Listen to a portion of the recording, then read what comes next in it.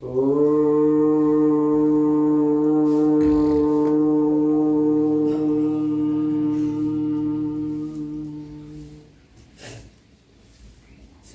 भक्त पुरुषों, माननीय मातृशक्ति भाइयों बहनों, प्यारे बच्चों,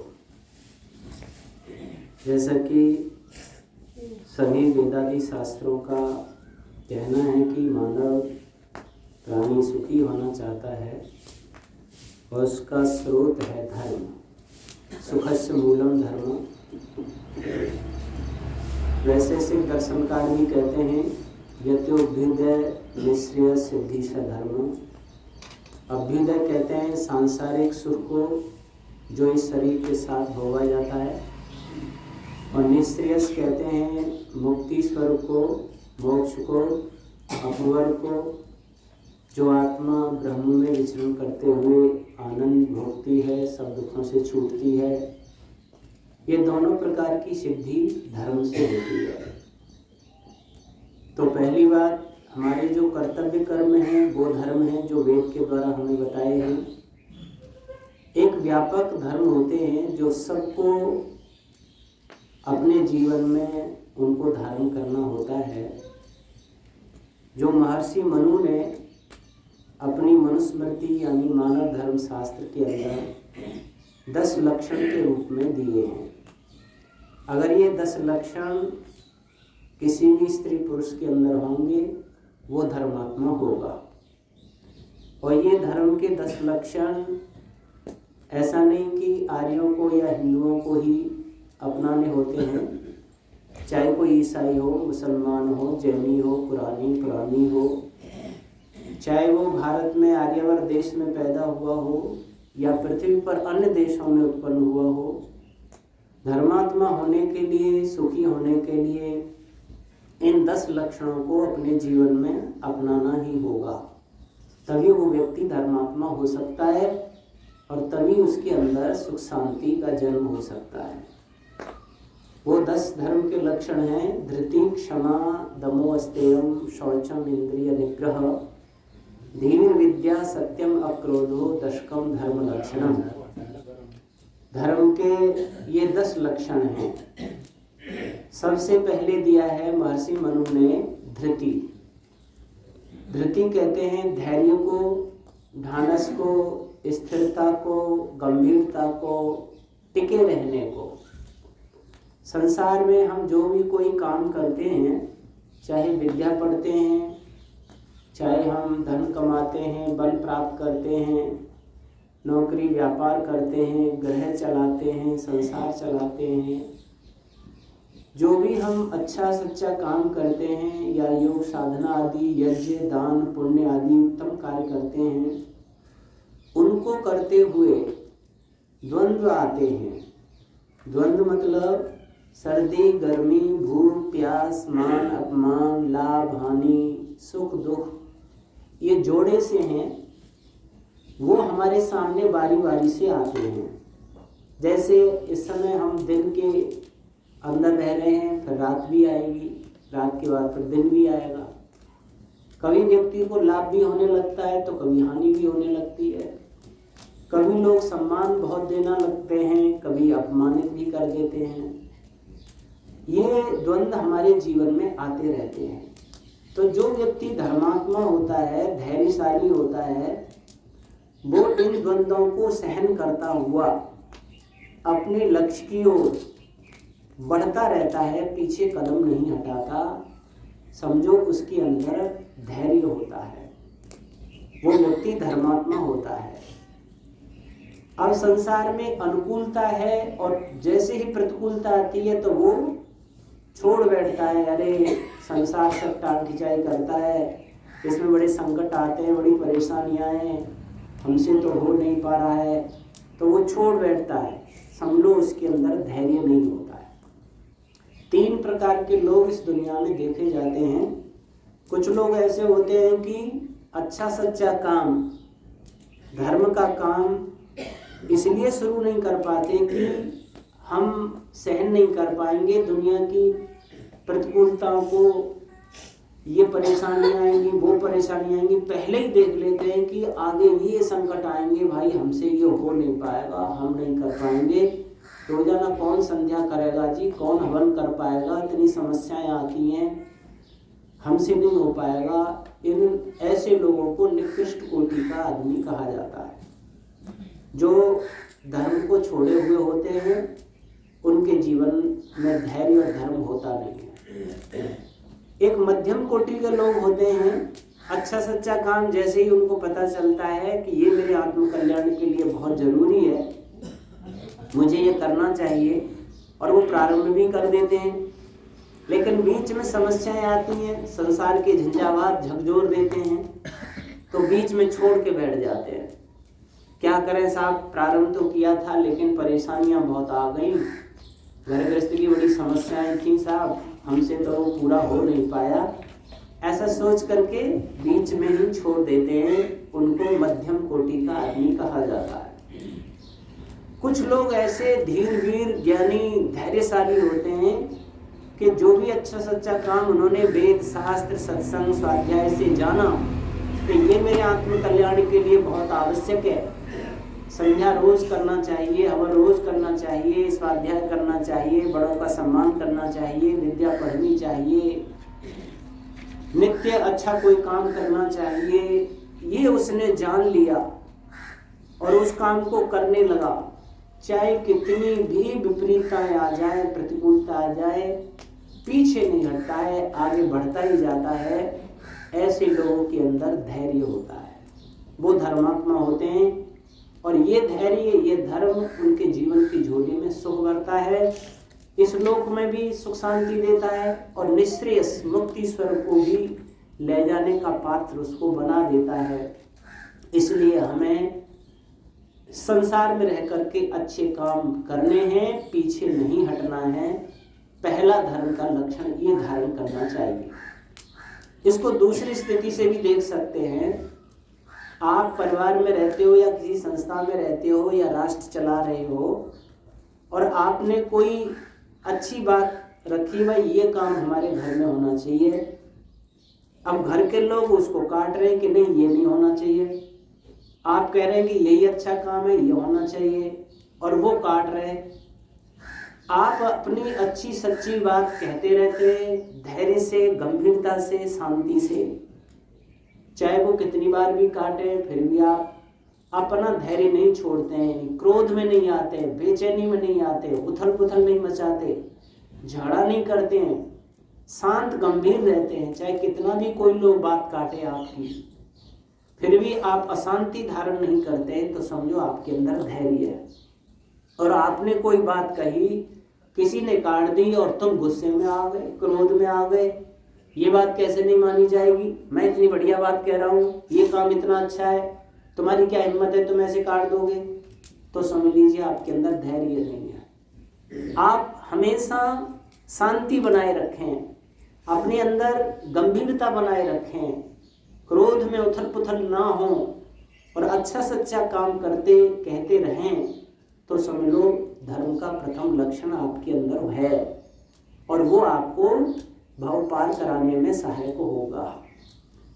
इसको एक तरीके से और देख सकते हैं हम, जैसे बहुत से लोग संध्या उपासना आदि करते हैं, हवन यज्ञ दान पुण्य भी करते हैं, और लोग कहते हैं साहब बहुत दिन हो गए अच्छा काम करते, हमें तो कोई शांति मिली नहीं, हमें तो कोई प्रसन्नता होती नहीं, ऐसे ही जीवन चल रहा है, क्या फायदा है ऐसे यज्ञ हवन संध्या उपासना से।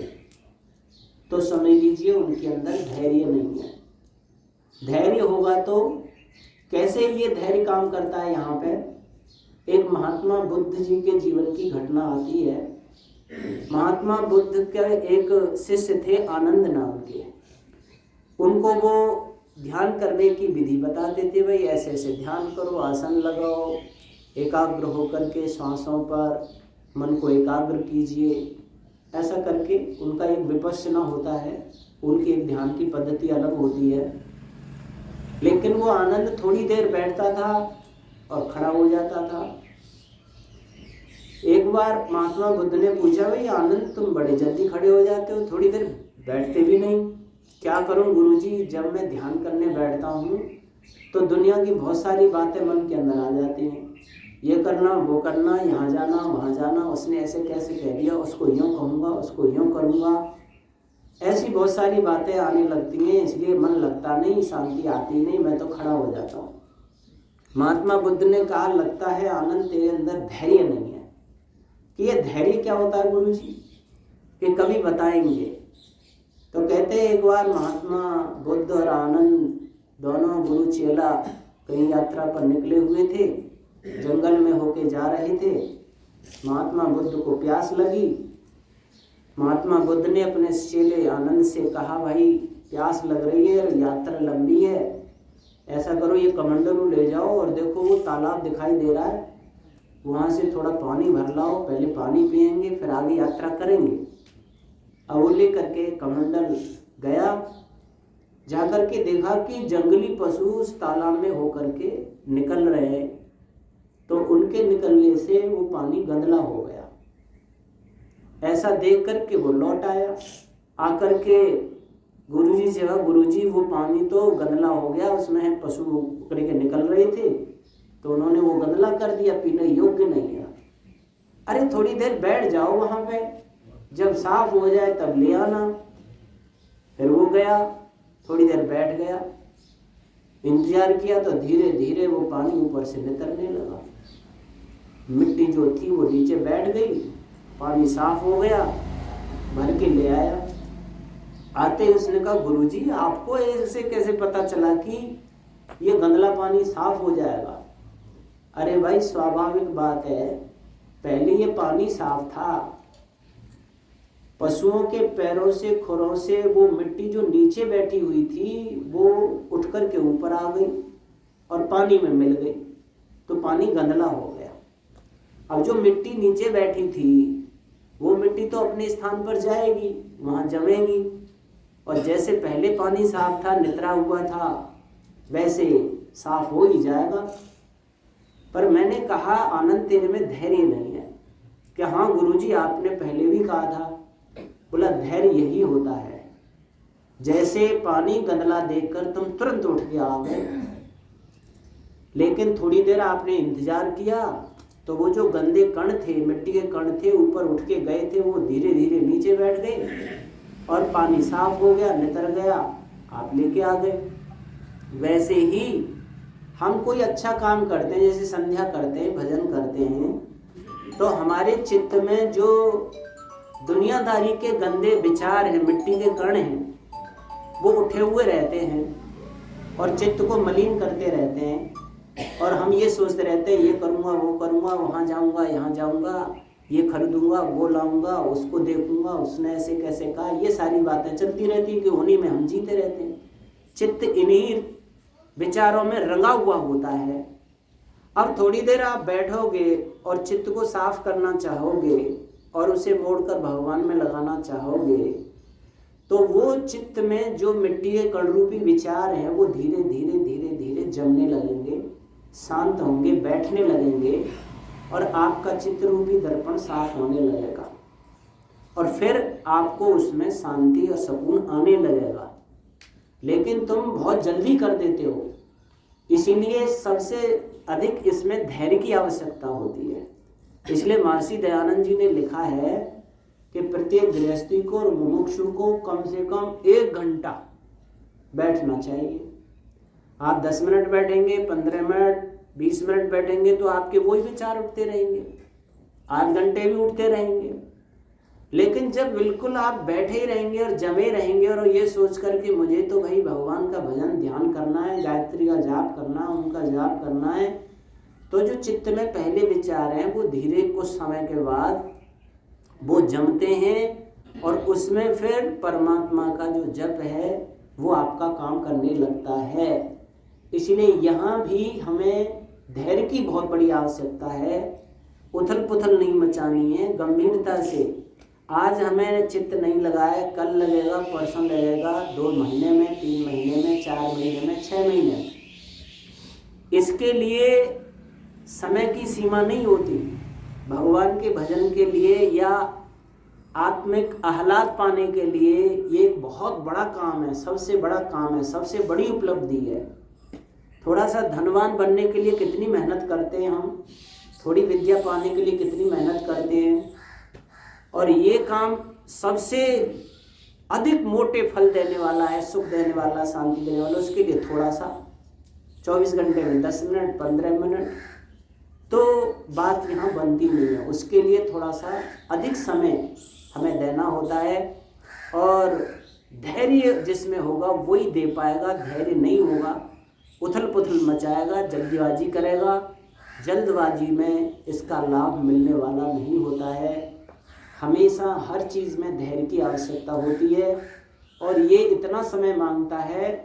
महर्षि पतंजलि ने रखा है, सतु दीर्घकाल निरंतरीय सत्कारा सेवतो दृढ़ भूमि, यानी बहुत दीर्घकाल, लंबे समय तक। लंबा समय का मतलब इसी जीवन का भी नहीं, इसका कोई आदि छोर नहीं बताया है। यानी ये जीवन तो अंतिम सांस तक करना ही करना है, अगले जीवन में भी अगर मेरे को आवश्यकता पड़ी तो वो भी मुझे इस काम में लगाना। सतु दीर्घकाल और निरंतरीय, निरंतरता रखनी है, लगातार। कई बार ऐसा भी होता है 15 दिन तो आपने चित्त को साफ करने का उपाय किया और 5 दिन छूट दे दी, मौज मस्ती में ली, राग रंग में, नाच गाने में, खाने पीने में, मौज मस्ती में निकाल दिए। समय संध्या उपासना का हुआ, हाँ कर लेंगे, फिर अब तो चलो विवाह शादी हो रही है, इसका स्वाद ले लेते हैं, बफर सिस्टम का ले लेते हैं। 5 दिन ऐसे निकाल दिए, तो जो थोड़ा सा 15 दिन में साफ किया था ना, वो और गंदगी से रंग लिया। फिर उसको 15-20 दिन, महीने और लगेगा आपको साफ करने में। फिर कुछ ऐसा आ गया, फिर सिस्टम में ऐसे आनंद लेने लगे, तो वो आपका जो है ना थोड़ा साफ, थोड़ा गंदा, थोड़ा साफ, थोड़ा गंदा, जीवन भर ऐसे ही निकल जाता है, और उसमें कोई शांति आती नहीं है। और फिर हम रोते रहते हैं कि जीवन भर संध्या की, हवन किया, अच्छा काम किया, फल कुछ मिला नहीं, फायदा कुछ हुआ नहीं। ये इसलिए हो पाया कि निरंतरता हमने नहीं रखी। सतु दीर्घकाल निरंतरिया, यानी लगातार क्रम नहीं टूटना चाहिए। कल किया है, आज उतने ही समय पे हम करें। ये निरंतरता कितना बड़ा काम कर देती है। थोड़ा प्रसंग याद आ गया, एक टीवी पे मैंने देखा था, पहले शुरुआत में जब टीवी चली थी, तो एक व्यक्ति ने अपने कंधे पर बहुत बड़ी भैंस को लेकर उठ गया। वो भैंस यहाँ पर रखी और ऐसे उठ गया भैंस को लेकर के, और भैंस ने भी कुछ हिला डुली नहीं की। उनसे पूछा गया, भाई तू इतनी तगड़ी भैंस को ऐसे कैसे उठा दिया? बोला, साहब ये मेरे घर पड़िया के रूप में ब्याई थी, भैंस ने पड़िया डाली। अब जिस दिन इसने ये ब्याई थी, डाली थी, उसी दिन से मैं इसको उठाता चला रहा हूँ। अब मेरे मन में ये रहती है, कल तो मैंने उठाई है, आज उठा ही लूँगा, कल तो मैंने उठाई है, आज उठा ही लूँगा। एक दिन भी नागा नहीं किया है मैंने, पड़िया ही तब तो मैंने उठाई है। अब ये बढ़ती भी गई और मेरे को ये विश्वास होता रहा, कल तो मैंने उठाई है, आज तो उठा ही लूँगा, और आज तक रोजाना इसको उठाता आ रहा हूँ मैं। तो निरंतरता, अभ्यास कितनी बड़ी चीज़ होती है। लगातार किसी चीज़ में आप करोगे, उसमें आप सफलता हासिल कर ही लोगे। और आगे बात आई है सत्कार सेवितो, आपके अंदर श्रद्धा सत्कार बना रहना चाहिए कि यज्ञ वास्तव में कल्याणकारी है। संध्या से मेरा आत्मोत्थान होगा ही, दान करने से ये कल्याण मुझे प्राप्त होगा ही, स्वाध्याय करने से मेरी आत्मा में प्रकाश होगा ही। यानी ये सत्कार बना रहना चाहिए। कई बार सत्कार टूट जाता है, कई बार ये होता है अरे कुछ नहीं होता, सब ऐसे ही चल रहा है, क्या है, हमें तो कुछ मिला नहीं। सत्कार कम नहीं होना चाहिए। 3 बातें, सतु दीर्घकाल निरंतरीय सत्कारा सेवितो, तब दृढ़ भूमि, तब उसमें सफलता प्राप्त होती है। इसीलिए सबसे पहले धर्मात्मा बनने के लिए और इस लोक और परलोक में सुख शांति आनंद पाने के लिए धैर्य को हमें धारण करना चाहिए, टिकना चाहिए, गंभीर होना चाहिए, शांत रहना चाहिए, हर स्थिति में उथल पुथल नहीं मचानी चाहिए। वो धर्म का लक्षण हमें हमेशा आगे बढ़ाएगा। अगली चर्चा कल करेंगे। ओम शांति, धन्यवाद।